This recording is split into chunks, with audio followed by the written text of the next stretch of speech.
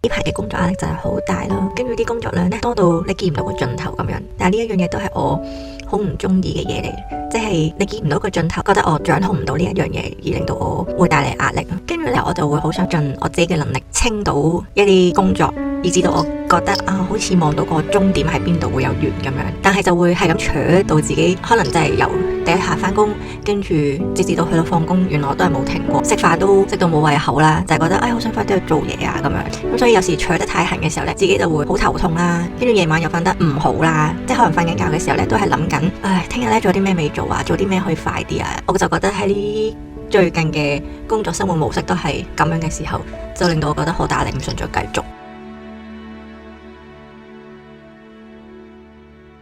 就同完呢個樹窿吐完苦水啦，咁今次就會想解決自己呢個壓力嘅問題啦，咁我就會去問 AI 睇下有冇一啲方法可以幫我去舒緩下自己嘅壓力。一就會制定一個可能一個星期裏面可能每日都要做一啲同減壓有關嘅小 task 嘅，咁睇下我覺得我中意，或者我自己透過 AI 又諗到一啲嘢咧，都可以記錄喺裏面嘅。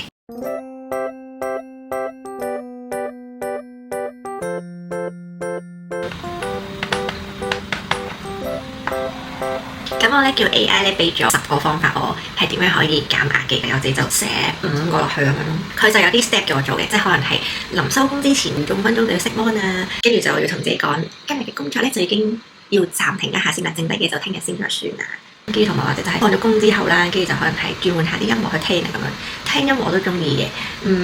我就可能揀一日喺屋企唱下 K 咁樣咯。敷眼膜我就覺得重要嘅，因為有時對得電腦太耐咧，係真係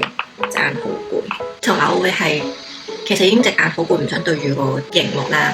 但我有時都會好想撳下電話咁樣，要制止下自己呢一樣嘢。第3個我會揀係做運動，因為我係一個零運動嘅人，但我都覺得我全日其實係好攰，同埋你係零喐動咧，跟住翻到嚟又淨係攤喺度唔想喐，我都覺得要 push 一下自己。自己落街嗰啲跑步我就暫時未有勇氣或者冇乜動力去做，喺屋企試下做一啲小運動。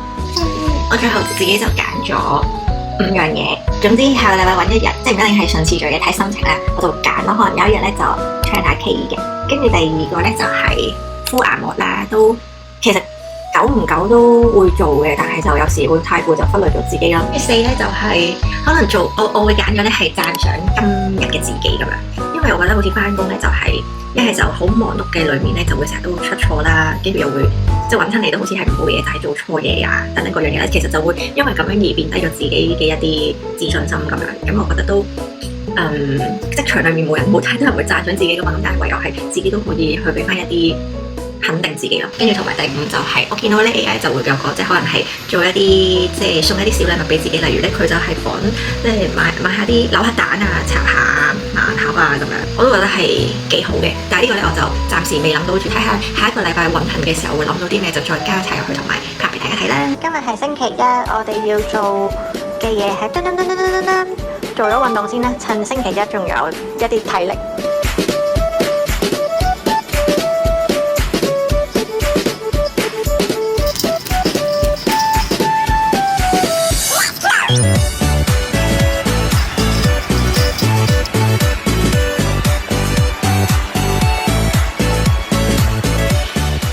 我今日咧要去郵局寄信啦，嗰個量咧係400零封，就原來唔係間間郵局都可以有呢個大量，即係寄咁大個量，係啦，即係其實都可以寄嘅，但係你就要逐個郵票黐咯。咁所以咧，我輕看咗呢樣嘢啦，以為就係附近就得啦。另外一樣嘢真係，我咧喺前嗰幾日咧，有一個同事咧，佢就好好啦，10沓有1個橡筋咁樣箍住喎。跟住咧，當刻嘅我係覺得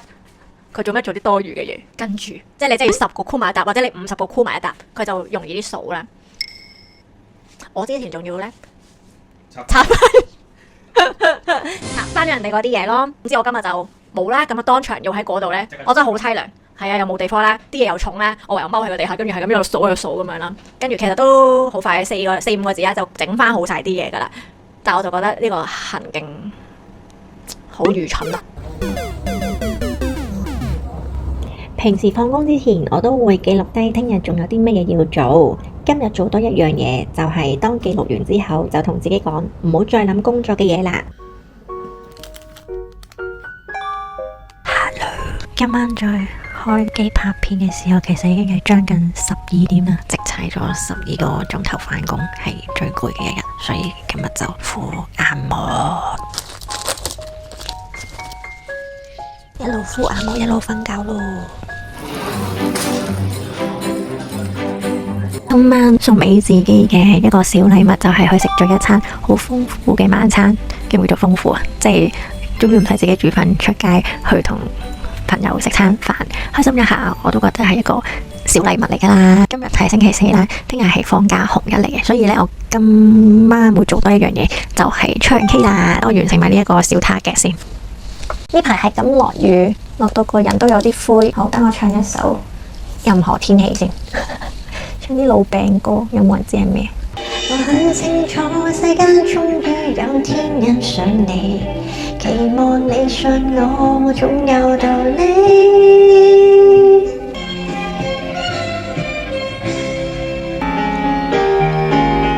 我很想念我奮不顧身的一個人，我以為這就是我所救出的時間，絲絲尋找你後的細雨，我卻無從地去為我為何從一從。早晨啊，大家，今日係星期5，終於都完咗一個星期嘅工作日啦。今日就有翻啲精神啦，可以去回顧下呢一個星期感受啦，同埋得着之前寫嘅一個禮拜俾自己一啲嘅減壓嘅方法。嗱，我應該就做齊晒噶啦，雖然有時有啲攰啦吓，就嗰日冇點樣拍片。第4點唔係我肯定添，就係讚賞嗰日嘅自己。好啦，我而家補翻一句先。你可能我就會揀，應該係第一日拍片就係要去郵局嗰度寄信，讚自己就係喺遇到呢啲困難嘅時候都可以嘗試去克服啦。咁我覺得都做得好嘅。睇下呢一個星期加插咗呢一啲環節嘅感受係啲乜嘢啦。其實放咗工都真係好攰嘅，要去再做呢啲嘢咧，就並唔係啲好容易嘅事。即係有時都會覺得好攰，我想停咗佢咁樣嘅。但係就我覺得拍片呢樣嘢都係有啲逼住自己啦，同埋我呢塊板咧都真係日日都擺個餐台嗰度，咁樣呢一翻到嚟就會見到你今日係有啲咩要做啊咁樣。我諗個腦係少咗一啲去諗工作嘅嘢，咁但係你話係咪真係瞓得好咧？咁就我自己就覺得一時時啦，即係可能有時都會再諗下嘢先至瞓，或者個腦都會轉一輪先至瞓得到嘅。但係我就會覺得好似有咗呢一啲嘅方法，你就會好似令我喺好平淡嘅生活裏面，你會多咗一啲盼望，即係會諗今日雖然放工好攰啦，或者日日都翻工噶啦，好悶，但係你就會諗今日好似都安排咗啲嘢俾自己做喎。你好似有翻一種對於生活裏面有個盼望或者有個期待今日去做啲乜嘢嘅小東西去令自己開心一下咁。同埋就係我會覺得即係咁，其實你個腦與其係裝住好多你唔中意嘅工作，不如你就裝一啲你自己中意嘅嘢啦，你想做嘅嘢啦，或者你期待嘅嘢去做啦，咁樣會多咗一啲衝勁嘅，或者你會覺得翻工嘅日子冇過得咁辛苦，同埋有啲盼望。呢樣嘢係真嘅，工作都真係只係我哋生活裏面嘅一小部分咯，所以就唔好俾佢影響到你自己額外嘅生活態度，所有嘢都好似好灰啊，好唔開心啊咁樣。咁但係其實我哋都要學習，即係喺呢啲好辛苦嘅裏面咧，都要俾翻一啲甜自己咯。如果唔係就係一路都沉落去，同埋一路都好冇幹勁。咁咧其實講到尾點解會有呢個壓力，我都會覺得係源自於我哋對嗰份工作係有責任，先至會好想去做好啦，好想去俾多啲要求自己去做到嗰樣嘢係盡善盡美，先至會有咁多嘅壓力出咗嚟。我唔知你哋睇影片嘅你哋會唔會同我都有一個感受，就係好似人哋俾得一啲工作你就要有呢個責任要去做好，同埋要係唔可以錯咁樣啦。咁所以有時咧，當面對一啲錯失嘅時候，我就會唔好接受得到，即係會覺得點解會錯㗎？或者喺呢一個位裏面係其實你唔應該錯嘅喎，點解你會錯啊？我就會有啲都會怪責緊自己。但係我就之後我都會反省咯，即係我會覺得我哋都唔係機械人啦，係只係一個普通嘅人。當每日做可能7個鐘、8個鐘，其實你個人都好攰嘅時候，係總會有機會錯，即係要唔好對自己咁 hard 先咯。即係都話俾自己聽，其實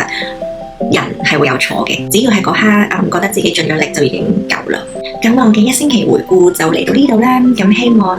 有壓力嘅自己同埋都有壓力嘅你，大家都一齊努力啦，喺好辛苦嘅裏面咧，都揾翻啲出口俾自己啦。咁我哋下次有機會再分享其他嘢啦，拜拜。